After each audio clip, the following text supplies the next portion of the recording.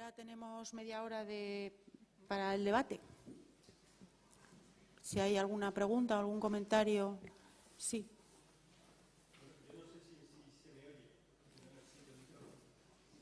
Pues mejor, es para la grabación más bien el micrófono.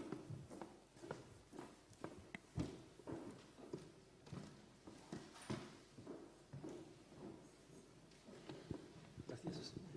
¿Funciona? Sí.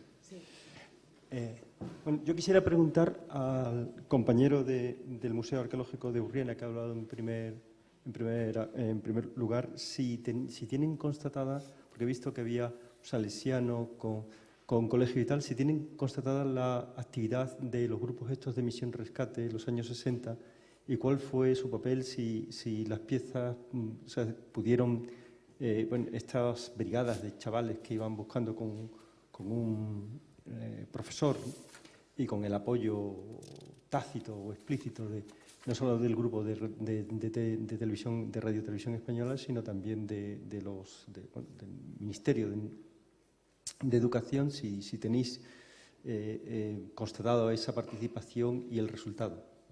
¿Se lo pasas? Claro.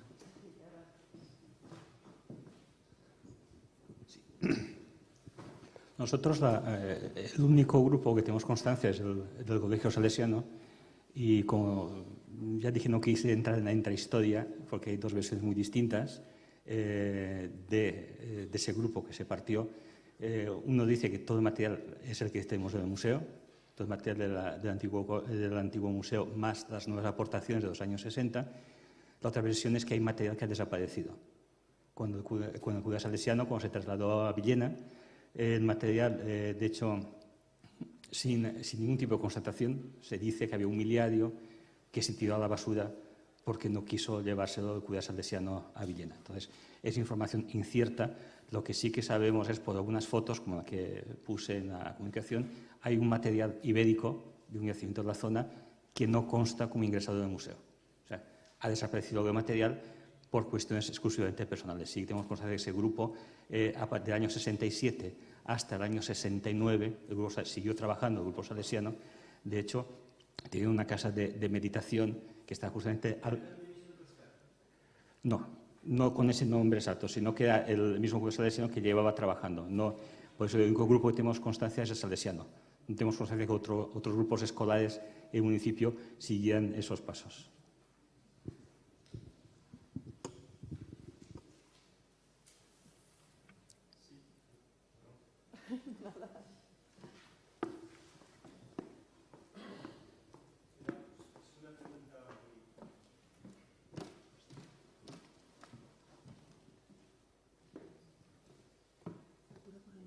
Sí, vale.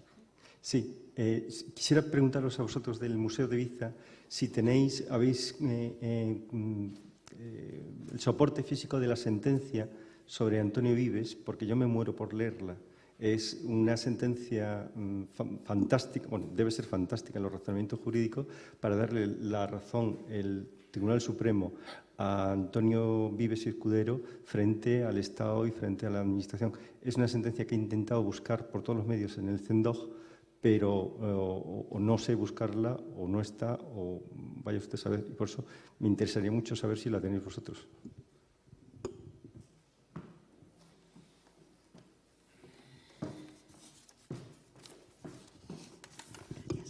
Tenemos noticia de que existe la sentencia.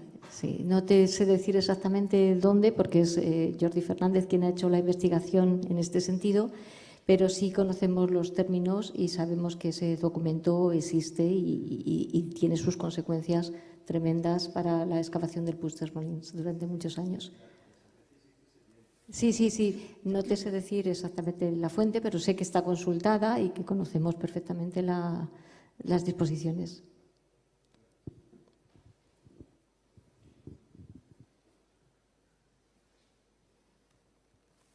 ¿Alguna pregunta más?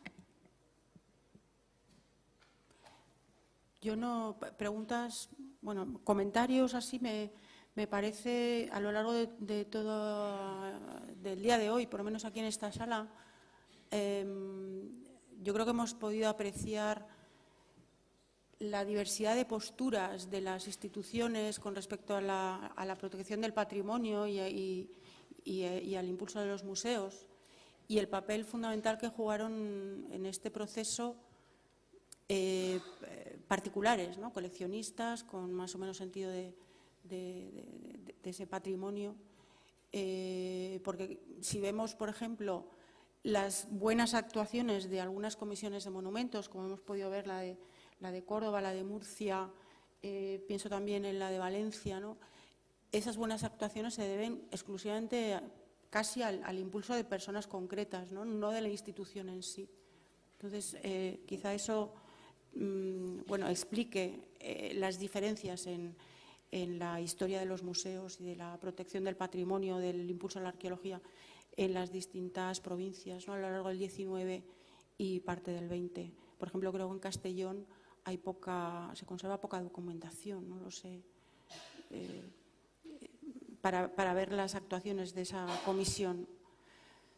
Bueno, simplemente comentar esto. Quizá deberíamos también hacer alguna reivindicación de esos personajes, ¿no? De sus biografías y de su obra, porque aunque en muchos casos no pertenecían al gremio, digamos, no eran profesionales ni mucho menos, pero tuvieron un papel importantísimo en este proceso.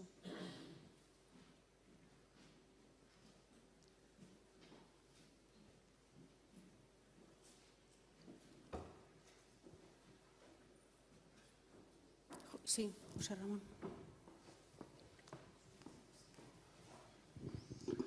Hola, yo me quería dirigir al Museo de Nerja y quería hacer una pregunta, y era que si en el proyecto museológico tenéis alguna estrategia para el incremento de la colección. Y las piezas que serían lógico que fuesen allí si están en la cueva, si las tiene la universidad, o dónde se encuentra el material que sería el que aspiraríais vosotros para que estuviese en vuestro museo. Sí, sobre todo siempre tenemos que actuar con el marco legal, o sea, con la ley de patrimonio. Todo lo que es desde el 87 sí lo podemos estar, digamos, lo tenemos en nuestro fondo, pero sí estamos haciendo acopio, la cueva se investiga de una manera sistemática hasta el año 87, de estos investigadores estamos a través de conciertos intentar traernos las piezas. Eso es en un principio. Parte también, hemos dicho, tenemos expuestas 300 y pico piezas de la cueva de Nerja, pero tenemos en depósito también, pues, son cerca de 800.000, si no me equivoco, la que tenemos en depósito. Ojo, estamos hablando de cueva de Nerja, porque la segunda parte de lo que había hablado hoy, y lo que comentaba Gloria, es los particulares, ¿no? Las donaciones de particulares, como una institución de un pueblo como Nerja, a raíz de la institución como el museo, se están viniendo a nosotros y nos están comentando que tienen, sobre todo que tienen en su casa o guardado, que lo van a tirar, cuestiones muy vinculadas o muy relacionadas con Nerja. Entonces, eso, digamos, son las dos grandes vías. Recuperación del patrimonio, siempre a la ley a partir del 87, Valencia, sobre todo, y Salamanca, intenta traer. No hay que olvidar que es el Museo de Málaga el custodio de las piezas, y en el abierto hace poco el Museo Arqueológico de Málaga se expone también piezas muy significativas de Nerja, de la cueva de Nerja, y la otra línea es a través de los mismos particulares los que nos están donando cuestiones.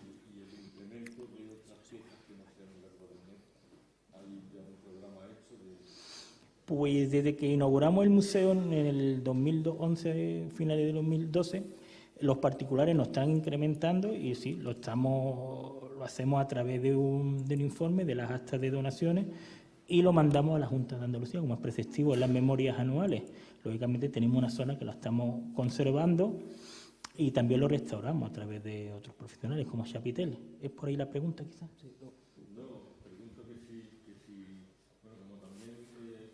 Pregunto que si como también habéis expresado que queréis ser un museo de Nerja y no solamente de la cueva, eso, ¿cómo se traduce desde el punto de vista de las colecciones ser un museo de Nerja? Es decir, que si pensáis por la cuestión etnológica, pensáis por la cuestión, yo no sé, qué tipo hacia dónde se encaminaría las intenciones de adquirir piezas. Buenas tardes. De hecho, en el proyecto original de las 3 fases que estaba englobado en la reforma, la que hemos abordado sobre todo se concentraba en lo que es la arqueología industrial. Nerja es una de las zonas más importantes de Europa, de todo lo que son los ingenios azucareros, y de hecho tenemos un patrimonio arquitectónico verdaderamente sorprendente. De ahí sí hemos recuperado bastantes piezas y de hecho hemos improvisado o hemos modificado el proyecto y se exhiben parte de piezas muy interesantes vinculadas a la actividad azucarera. Y ahí están como piezas etnográficas. Queremos seguir continuando con esa colaboración tanto de instituciones privadas, por ejemplo, todo el territorio, todas las tierras cultivables de la caña de azúcar pertenecen a la familia Larios, y si queremos hacer convenios de colaboración para que piezas importantes pues, vayan a los fondos, al menos del museo.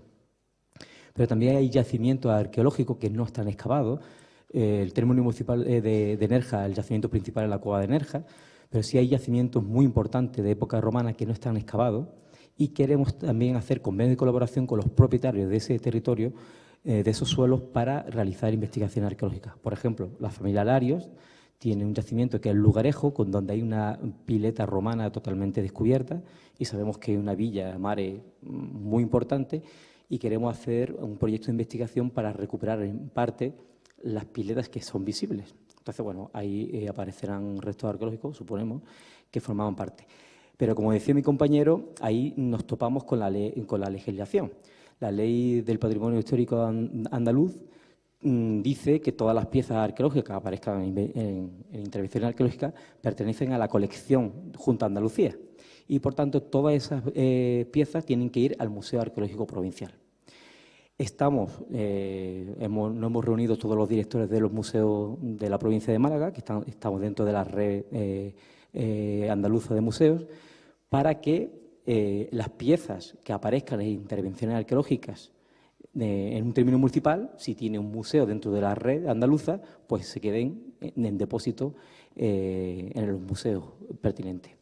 Entonces, bueno, esas son las distintas líneas que hemos abierto.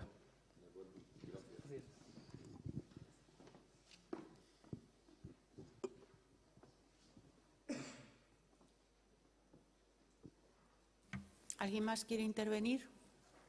¿Comentar, preguntar, discutir?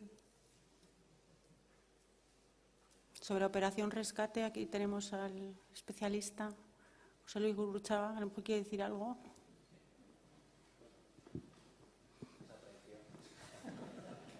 De Misión Rescate, gracias. De Misión Rescate, decir que, por desgracia, a día de hoy, si se quiere investigar, prácticamente es muy complicado. Fueron 160 capítulos los que hizo Televisión Española, que actualmente no están digitalizados. De hecho, yo estoy investigando el tema para mi tesis y he solicitado a Televisión Española el poder investigar, y este verano me concedieron únicamente un día de investigación. Están todavía en formato celuloide, con lo cual, cuando un investigador solicita investigar los capítulos de Misión Rescate, los tienen que repicar, los pasan a formato de vídeo. La pista sonora de cada capítulo no está unida, está en otro archivo de Televisión Española, entonces solo te dan el archivo visual pero sin pista sonora, con lo cual muchas veces no eres capaz de identificar qué yacimiento se ha estudiado a menos que aparezca un cartel y demás. Y de Misión Rescate, de los programas que hizo Radio Nacional de España, solo se conserva el último, porque siempre reaprovechaban la cinta magnetofónica y los iban borrando. Entonces, a día de hoy, igualmente solo se puede acceder en Radio Nacional, en la Casa de la Radio, y solo conservan el último capítulo, para aquellos que les interesa. O sea que es una pena porque fue un trabajo muy extenso. No.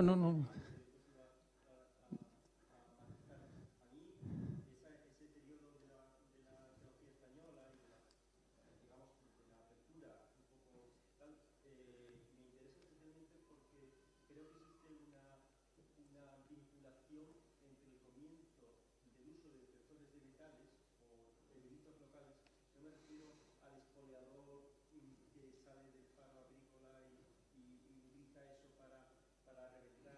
Ujú.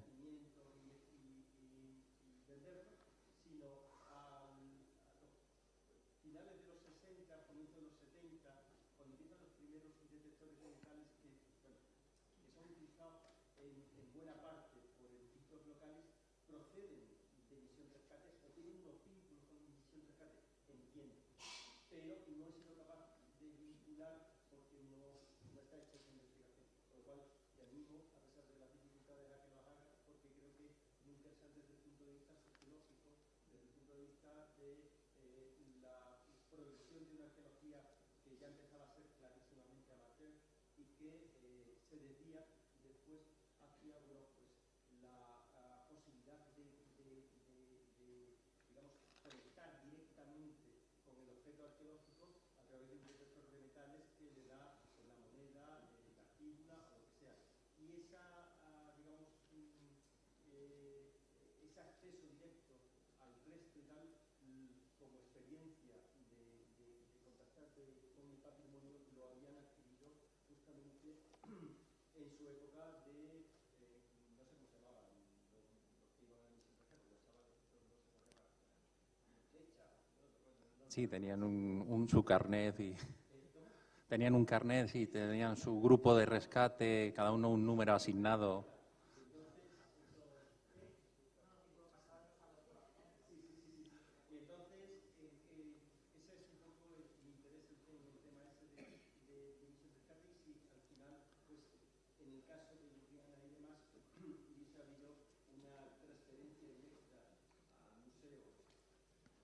En el caso, por ejemplo, de Mosquilla, las acciones de misión rescate tienen poquita repercusión en los fondos del Museo Arqueológico. O sea, en general hay noticias, por así decir, ¿no? Hay algunos lotes de materiales pequeños entregados por misión rescate, pero en general yo creo que el grosso de lo que sacaban de las extracciones, vamos a llamarlo de alguna manera, no tienen su repercusión en los fondos del museo. En cambio, en Jumilla sí, en Jumilla el director del museo y maestro nacional es el jefe local del movimiento, el jefe de la OGE, que además lo utiliza como elemento para exponer lo que encuentra. Y además mañana traigo yo una diapositiva donde hay una fila de muchachos prospectando que los llevan precisamente. No puedo afirmar efectivamente que sea de misión rescate, pero en Jumilla sí tenemos la constancia fehaciente de que todo lo que se encuentra sí se lleva al museo porque el director es él. Es el maestro, es el jefe local del movimiento, o sea, del movimiento juvenil, en este caso de la OGE, y además es el director del museo. Y encima es concejal por el tercio familiar en el ayuntamiento, es decir, lo acapara todo y sí le permite eso llevarlo al museo que ha creado él o que se ha creado a instancia suya. Ahí sí lo tenemos fehacientemente documentado.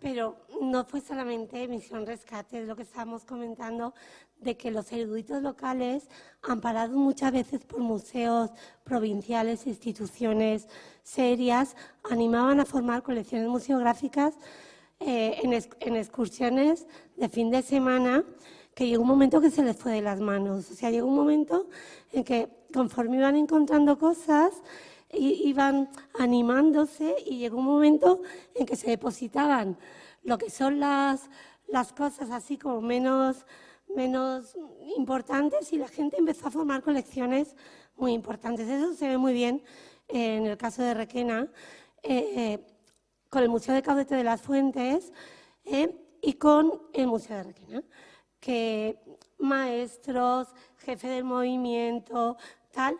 Y cuando se creó la figura del director del museo y el arqueólogo municipal, pues antes de que se empezara a trabajar con proyectos y tal, empezaron a desaparecer piezas de los fondos. O sea, la gente que las había llevado de alguna manera, viendo que ya no les permitían manejarse libremente en los fondos y tal, y sí que está recogido en los inventarios, desaparecida tal, con fecha tal, y fueron los propios que habían montado los museos.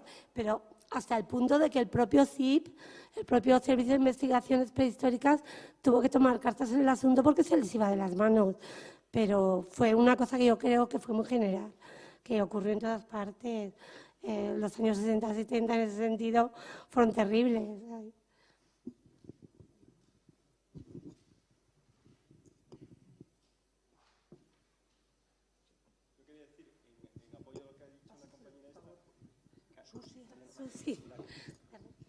Que yo creo que la propia comisaría de excavaciones fue el banderín de enganche de cualquier aficionado y a este tipo de prácticas, ¿no? Que era la aprehensión directa de la pieza con la justificación de depositarla a lo mejor en un museo o vete tú a saber dónde, ¿no?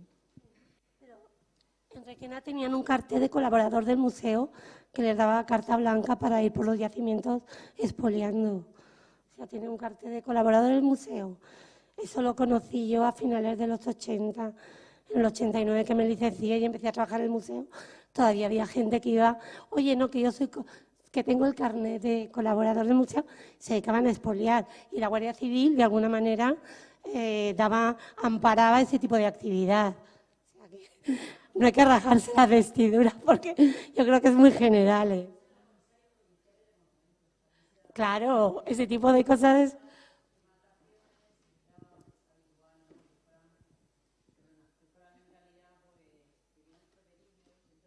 Llegaban a los museos lo que querían, justificaban de alguna manera su acción, ¿no? O sea, que los propios comisarios en los municipios, los distintos municipios, en Murcia conocemos varios casos, ¿no? Y que luego al final, esas personas al final de su trayectoria, pues han ido entregando materiales que ellos se quedaban de las excavaciones o de las prospecciones que realizaban en yacimientos arqueológicos. En concreto, el erudito este de Requena no solo tuvo acceso al archivo municipal para hacer su historia de Requena y, bueno, parte de los fondos del archivo municipal se quedaron en su casa y ahí está la Carta Puebla y otros documentos que el señor utilizó y que ya no ha habido manera de recuperar.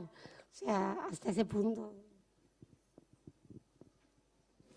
Habría que decir que todavía resulta muy fácil expoliar, porque aunque hace pocos años se cumplió el centenario de la Ley de Excavaciones, pues sigue sin poderse aplicar muchas veces porque resulta prácticamente imposible, ¿no? La Guardia Civil tiene que coger al sujeto en cuestión en fraganti, ¿no? Y claro, pues eso no es tan fácil. Y luego, ¿cuántas veces hemos leído en la prensa,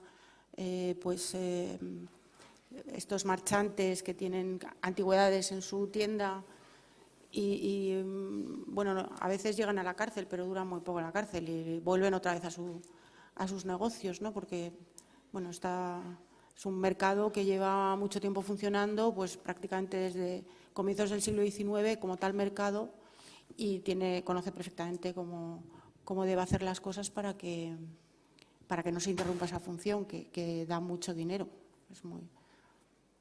Es que es así.